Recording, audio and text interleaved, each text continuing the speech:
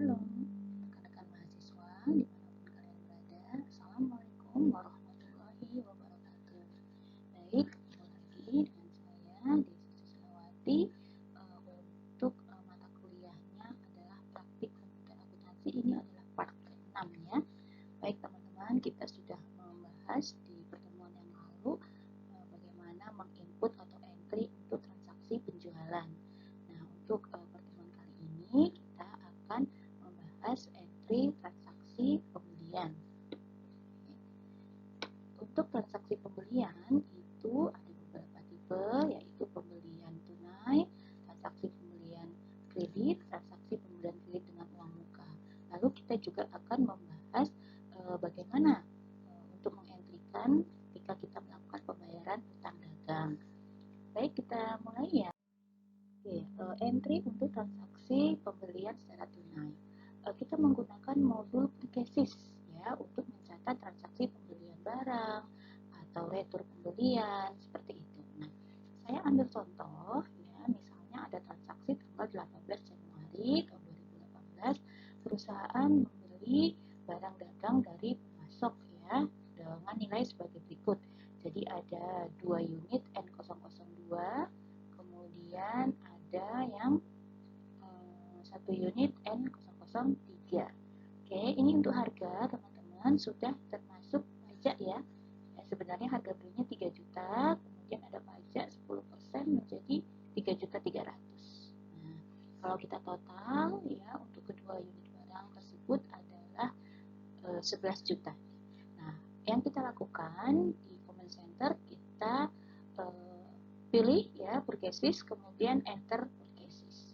Nah, jangan lupa teman-teman layoutnya terlebih dahulu ya di bawah ya, di bagian bawah ini ada layout, kita harus ganti ya layoutnya dengan layout yang item. Kalau sudah, kita bisa klik OK dan selanjutnya kita bisa memasukkan data.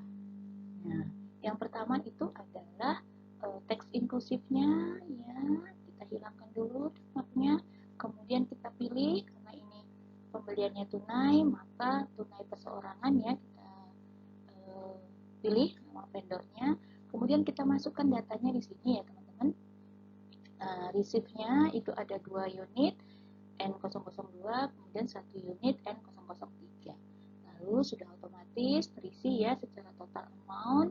Nah, karena ini pembeliannya adalah tunai, sehingga di kotak pay today kita isi. Oke, 11 juta. Nah, balance due-nya ini adalah 0, pay today-nya kita sudah isi 11 juta. Kalau seperti ini berarti transaksi sudah kita tinggal record selanjutnya. Oke, kita klik record, kemudian kita bisa beralih, berarti transaksi ini sudah tercatat. Kita bisa beralih ke transaksi yang berikutnya. Teman-teman, kita entry yang selanjutnya jenis transaksinya adalah pembelian kredit. Nah, berbeda ya dengan pembelian yang tunai. Oke, untuk pembelian kredit kita ambil contoh transaksinya adalah pembelian ada N001, ada 4 unit, kemudian ada N003, ada 2 unit ya. Untuk yang N001 itu harganya 2 juta per unitnya, tambah PPN ya, jadinya 2.200.000. Kalau di total berarti jumlahnya adalah 8.800.000. Kemudian untuk yang 2 unit N003 itu secara jumlah adalah 8.800.000. Oke. Baik, kemudian kita isikan datanya ya. Sebelumnya kita seperti biasa klik modulnya untuk yang purchases karena ini pembelian. Kemudian kita pilih atau kita klik enter purchases. Baru kita masukkan datanya. Nah, teman-teman lihat di sini siapakah nama vendornya? Oke, kita membeli dari vendor siapa? Oke, dari CV Multi Komputer. Kita pilih di sini CV-nya adalah Multi Komputer. Kita masukkan datanya ya untuk yang receive ya, sama kuantitasnya jumlahnya sama, kemudian sudah secara otomatis gitu ya teman-teman. Nah, ini ada jumlah dan totalnya. Perbedaannya dengan pembelian yang tunai itu pay today-nya diisi, namun karena ini pembelian kredit, pay today-nya kita kosongkan sehingga balance due-nya atau saldo utang kita itu ada 17.600.000. Itu ya teman-teman ya. Oke, kita klik record. Oke, kita bisa klik record. Nah, selanjutnya kita menuju ke seksi yang lain, yaitu entry pembelian kredit dengan uang muka. Ya, saya ambil contoh di sini teman-teman, tanggal 20 Januari tahun 2018, perusahaan membeli barang dagang dari CV Bintang Komputer. Tapi tidak semuanya dibayarkan, jadi ada sebagian yang dibayarkan sebagai uang muka dan ada yang kreditnya, berarti muncul utang dagang, gitu ya teman-teman ya. Baik, ada 6 unit yang kita beli dengan kode barang N002, harga per unitnya sudah termasuk PPN yaitu 3.300.000, sehingga totalnya adalah 19.800.000. Seperti biasa untuk transaksi karena ini purchase, maka pada comment center kita klik purchases, kemudian enter purchases. Oke, lalu kita isikan sehingga tampilan layarnya seperti ini ya teman-teman. Lalu kita isikan datanya. Ya, kita isi ada receipt-nya 6 unit N002, kemudian description-nya sudah otomatis ya. Dan jumlah totalnya adalah 19.800.000. Nah, teman-teman di sini menyatakan bahwa kita membayar sebagai uang muka adalah 9.900.000, sehingga kita isikan di paid today-nya itu adalah 9.900.000. Nah, sehingga masih ada yang terutang di balance due-nya. Oke, balance due-nya adalah 9.900.000. Nah, di sini di balance due-nya artinya tidak semuanya kita bayar secara tunai, namun ada uang muka dan masih ada utang dagang yang muncul. Oke, jika sudah kita bisa klik record. Transaksi yang selanjutnya ini berkaitan, tadi kita sudah ngebahas ya teman-teman ya, pembelian secara tunai, pembelian secara kredit, kemudian transaksi pembelian dengan uang muka. Lalu bagaimana jika ada retur? Nah, retur pembelian juga akan kita bahas nanti, retur pembelian tunai dan retur pembelian kredit. Kita mulai teman-teman dengan retur pembelian tunai ya. Ternyata ada transaksi yang sudah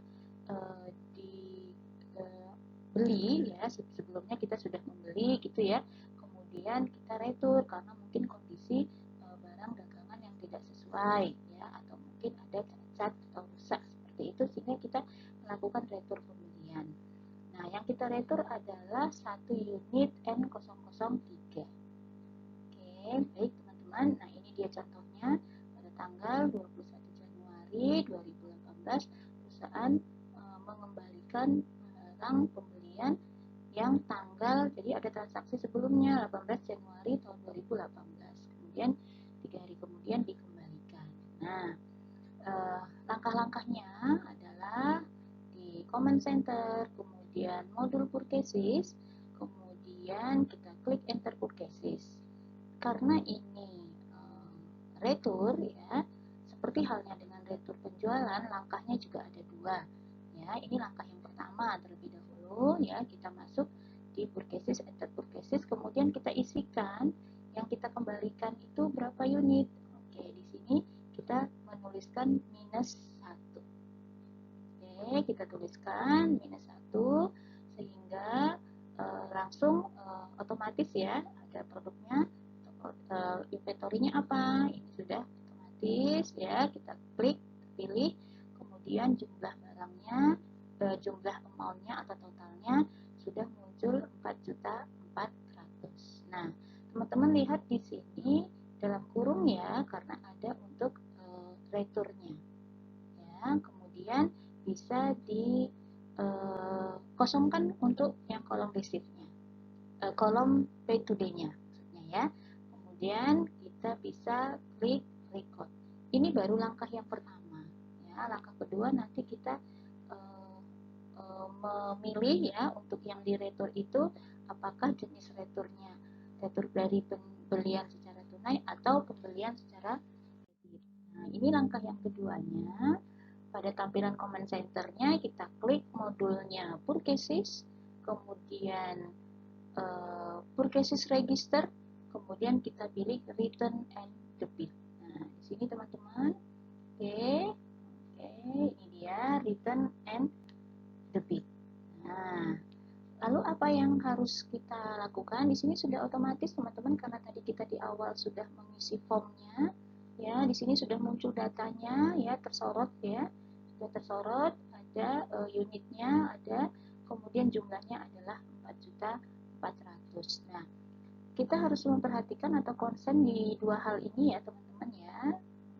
Oke, karena ini retur atas pembelian tunai, maka kita pilihnya adalah yang receive refund ya. Jadi kita menerima pengembalian dana ya. Receive refund kita klik, kemudian kita klik new purchases sehingga muncul ini adalah data yang kita menerima pengembalian dana itu melalui kas di bank.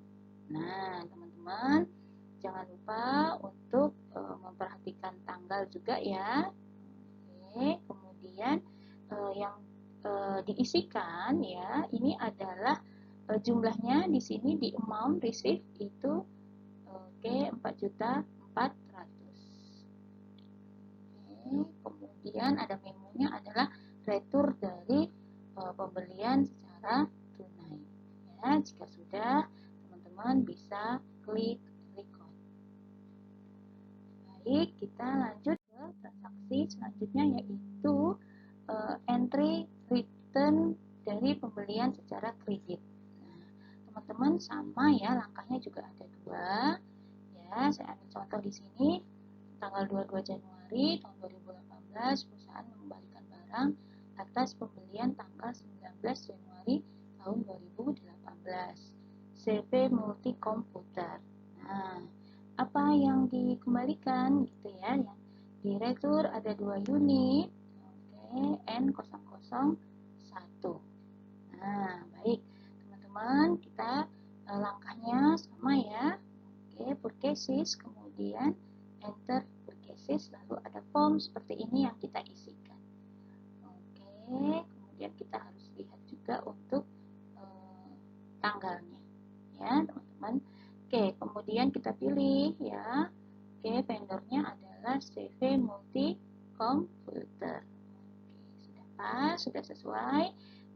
Kita isikan minus 2 ya.